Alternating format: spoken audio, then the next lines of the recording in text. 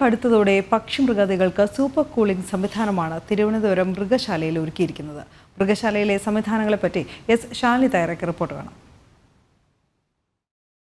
സംസ്ഥാന വ്യാപകമായി ചൂട് കൂടിക്കൊണ്ടിരിക്കുകയാണ്. 39 ഡിഗ്രി സെൽഷ്യസ് മുതൽ 41-42 ഡിഗ്രി സെൽഷ്യസ് വരെയാണ് സംസ്ഥാനത്ത് ഉടനീളം ചൂട് റിപ്പോർട്ട് ചെയ്യുന്ന സാഹചര്യം.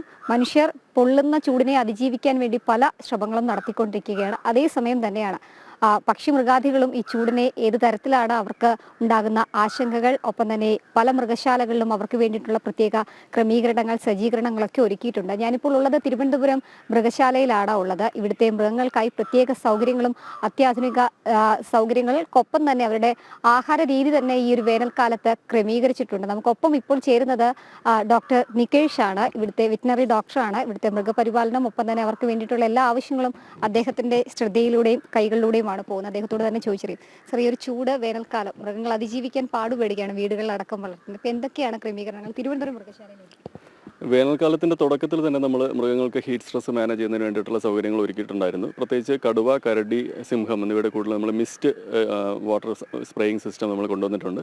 പോരാത്ത തന്നെ അതിൻ്റെ എല്ലാത്തിൻ്റെയും വെള്ളം ഇലക്ട്രോലൈറ്റ്സ് ആഡ് ചെയ്തിട്ട് തന്നെ നിർജ്ജലീകരണം പോലെയുള്ള പ്രശ്നങ്ങളിൽ നിന്ന് തന്നെ പ്രൊട്ടക്ട് ചെയ്യുന്നതിന് വേണ്ടിയിട്ടുള്ള കാര്യങ്ങൾ ചെയ്തിട്ടുണ്ട്. പിന്നെ അമേരിക്കൻ റിയ, ഇവിടുത്തെ ശലഭോദ്യാനം, അവിടെയൊക്കെ നമ്മൾ വാട്ടർ സ്പ്രിംഗ്ലേഴ്സ് വെച്ചിട്ട് വെള്ളം സ്പ്രേ ചെയ്യുന്നുണ്ട്.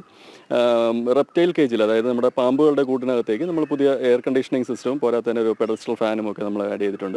ഇത്രയായിരുന്നു നമ്മൾ ആദ്യം വേനൽക്കാലത്തിൻ്റെ തുടക്കത്തിൽ ചെയ്തിരുന്നത്. ഇപ്പോൾ സെൻട്രൽ സൂ അതോറിറ്റിയിൽ നിന്ന് ഉഷ്ണതരംഗത്തിൻ്റെ സാധ്യത മുന്നിൽ കണ്ടുകൊണ്ട് കൂടുതൽ ക്രമീകരണങ്ങൾ ഏർപ്പെടുത്താനായിട്ട് ആവശ്യപ്പെട്ടിട്ടുണ്ടായിരുന്നു.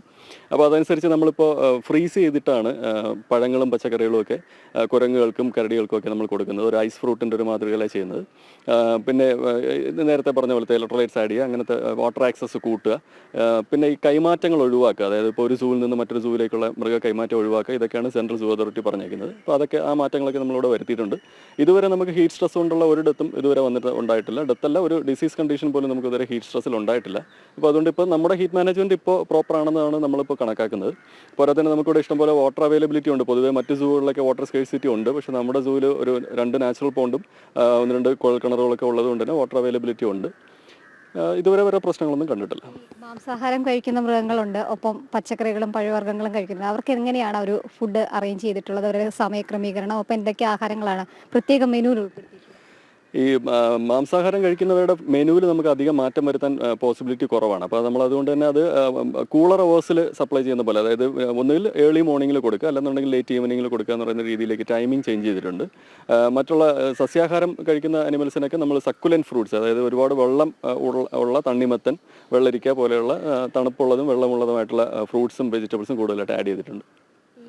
മൃഗങ്ങൾ മൃഗശാലയിൽ മാത്രമല്ല വീടുകളിലുമുണ്ട്. സ്വാഭാവികമായ ഒരു ഡോക്ടർ എന്ന നിലയിൽ ഈ വീടുകളിലുള്ള മൃഗങ്ങളുണ്ട്, വീടിനുള്ളിൽ വളർത്തുന്നത്, പുറത്തേക്ക്. അപ്പോൾ അവർക്ക് കൊടുക്കാൻ പറ്റുന്ന ഒരു നിർദ്ദേശം, സജഷൻ? വെന്റിലേഷനാണ് ഏറ്റവും പ്രധാനം. അതായത് ഇപ്പോൾ നമ്മളാണെങ്കിൽ തന്നെ നമുക്ക് ഹീറ്റ് കൺട്രോൾ ചെയ്യുന്നതിന് വേണ്ടിയിട്ട് സ്വെറ്റ് ഗ്ലാൻസ് ഉണ്ട്, വിയർക്കാനുള്ള ശേഷി മനുഷ്യർക്കുണ്ട്. പക്ഷേ ആ ശേഷി ഇല്ലാത്തവരാണ് പൊതുവേ മൃഗങ്ങളെന്ന് പറയുന്നത്. അപ്പോൾ അവർക്ക് വെന്റിലേഷൻ അല്ലെങ്കിൽ ഹീറ്റ് മാനേജ്മെൻറ്റിന് അവർക്ക് വേണ്ടത് എയർ സർക്കുലേഷനാണ്. അപ്പോൾ പ്രോപ്പറായിട്ടുള്ള വെന്റിലേഷൻ കൊടുക്കുക എന്നുള്ളതാണ് ഏറ്റവും ഇമ്പോർട്ടൻറ്റ്. പിന്നെ വാട്ടർ അവൈലബിലിറ്റി കൂട്ടുക. വീട്ടിൽ തന്നെ ഉപയോഗിക്കാവുന്ന ORS പോലെയുള്ള ഇലക്ട്രോലൈറ്റ്സ് വേണമെന്നുണ്ടെങ്കിൽ പട്ടിക്കും പൂച്ചയ്ക്കൊക്കെ വെള്ളത്തിൽ ആഡ് ചെയ്ത് കൊടുക്കാവുന്നതാണ്. ഇതുപോലെ ഫീഡിംഗ് ടൈം ഒന്ന് മാനേജ് ചെയ്ത് കൊടുക്കുക. ഏർലി മോർണിംഗ് അല്ലെങ്കിൽ ലേറ്റ് ഈവനിങ്ങിലേക്ക് ഫീഡിംഗ് ടൈം മാറ്റുക. ഉച്ചയ്ക്കൊന്നും ഇതിനെ പുറത്ത് വിടാതിരിക്കുക. ഇതൊക്കെയാണ് ചെയ്യാൻ പറ്റുക. അദ്ദേഹം സൂചിപ്പിച്ചതുപോലെ തന്നെ മനുഷ്യർ കരുതൽ എടുക്കുന്നത് പോലെ തന്നെ മൃഗങ്ങൾക്കും കരുതൽ വേണമെന്നുള്ളതാണ്. അവരെ പരിപാലിക്കുന്നതിലടക്കം കാര്യമായ ശ്രദ്ധ ഓരോ ആളുകളും ശ്രദ്ധിക്കണമെന്നുള്ളതാണ്. അതിൻ്റെ ഒരു ഉദാഹരണം അല്ലെങ്കിൽ ഒരു ഉത്തമ മാതൃകയായി മാറുകയാണ് തിരുവനന്തപുരത്തെ ഈ ഒരു മൃഗശാല എന്നുള്ളതാണ്. കാണികൾക്ക് അവിടെ എത്താമെങ്കിൽ പോലും അവരെ കാണുന്നതിന് ഒപ്പം തന്നെ അവർക്ക് വേണ്ടിയിട്ടുള്ള എല്ലാ കരുതലും മുൻകരുതലുകളും ഒക്കെ പാലിച്ചുകൊണ്ടാണ് ആ ഒരു മ്യൂസിയത്തിൻ്റെയും ഒപ്പം തന്നെ തിരുവനന്തപുരം മൃഗശാലയുടെയും ഒക്കെ പ്രവർത്തനം ഈ ഒരു വേനൽക്കാലത്ത് പൊയ്ക്കൊണ്ടിരിക്കുന്നത്. അവർക്ക് വേണ്ടിയിട്ടുള്ള ആശ്വാസമായിട്ടുള്ള എല്ലാ ക്രമീകരണങ്ങളും സജ്ജീകരണങ്ങളും മൃഗശാല അവർക്ക് വേണ്ടി പ്രത്യേകമായി ഒരുക്കിയിട്ടുമുണ്ട്.